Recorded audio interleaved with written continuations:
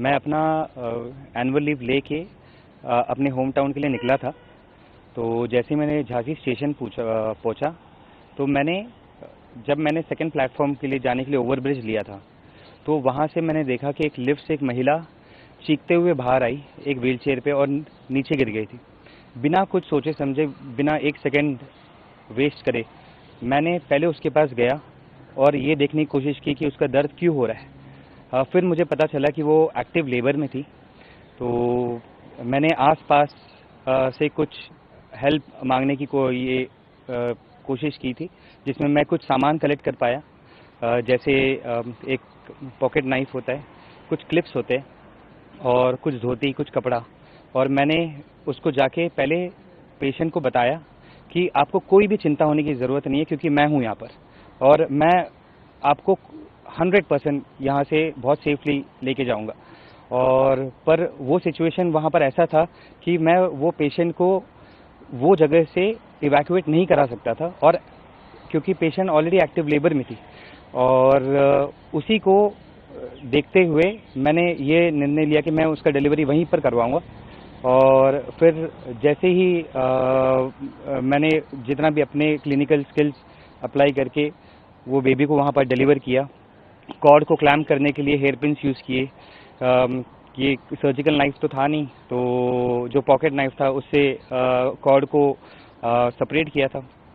उसके बाद baby response नहीं दे रही थी, तो जितना भी मेरे क्लिनिकल स्किल्स थे रिससिटेट करने के लिए, उससे फिर बेबी एक्टिव हुआ। बेबी ने क्राई किया, तो आई वॉज वेरी हैप्पी। मुझे बहुत खुशी हुई उस चीज़ को देखने। पर माँ अभी भी दर्द में थी, क्योंकि अभी उसका प्लाजेंटा ये डिलीवर हुआ नहीं था।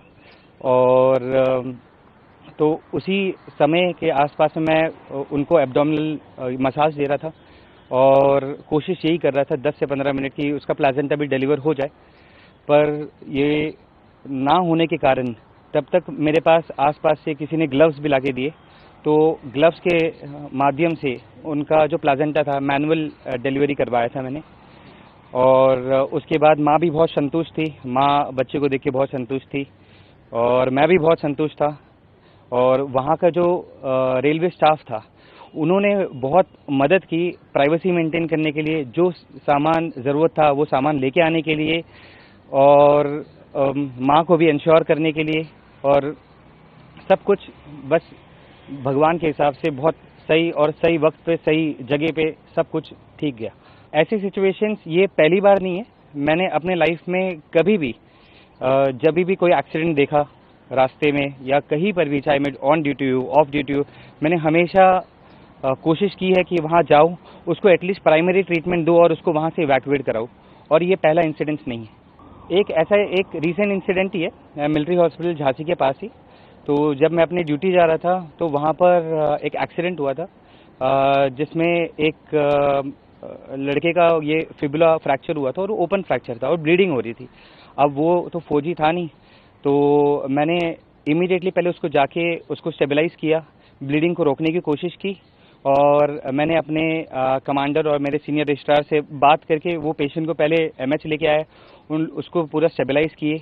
और फिर उसको, जब वो पेशेंट 100% स्टेबलाइज था, फिर उसको गवर्नमेंट मेडिकल कॉलेज में हम लोग उसको ट्रांसफ़र किए थे। ये मेरे लिए और मेरे फ्रेटर्निटी के लिए, हमारे इंडियन आर्मी के लिए, हमारे एएमसी के लिए बहुत गर्व और बहुत बड़ा चीज़ मैं मानता हूँ इस चीज़ के लिए। और मैं धन्यवाद कहना चाहता हूँ ये इंडियन आर्मी को कि वो ये चीज़ को रिकग्नाइज करते हैं और यही चीज़ एक मोटिवेशन बनती है बहुत सारे लोगों को आर्मी में आके अपने देश की सेवा करने के लिए। इससे पहले वाला जो आपने इंसिडेंट बताया उसके लिए वाला ये मेरा अभी सेकंड सीओएस कमेंडेशन है। इससे पहले वाला कमेंडेशन मुझे हाई एल्टीट्यूड में मिला था। मैंने 2 लोगों की जान बचाई थी। उनको कैजुअलिटी इवैक्यूएशन किया था। हम एक एक्सपेडिशन में थे जो माउंटेनियरिंग वाले में। तो उसमें 2 पेशेंट ऐसे थे जिनको टेटनी हो गया था, हाइपोग्लाइसीमिया हो गया था, बहुत सारा कन्फ्यूजन में थे, जो हैको बोला जाता है। हाई एल्टीट्यूड वो सेरिब्रल एडिमा होता है, पल्मनरी एडिमा हो जाता है और पेशेंट बहुत स्टेबल नहीं हो पाता। वहाँ पर SpO2 ड्रॉप डाउन हो जाता है बहुत। उनका SpO2 50-60 के आसपास ड्रॉप डाउन हो रहा था। तो मेरे पास वहाँ पर भी बहुत लिमिटेड रिसोर्सेज थे और मेरे पास था पूरी एक रात, ताकि सुबह 5 बजे और फिर मैं उनको हेप्टर के थ्रू इवैक्यूएट कर पाऊँ। मेरा बस यही है कि आप अपना धर्म अपने देश के लिए कभी भूलना नहीं चाहिए। जो इंसान जो चीज़ में ट्रेंड है और जो चीज़ ये देश के लिए और ये पब्लिक के लिए कर पाए, तो हमेशा बिना कोई चिंतित, बिना कुछ सोचे उनको मदद में पहुंचना बहुत ज़रूरी है।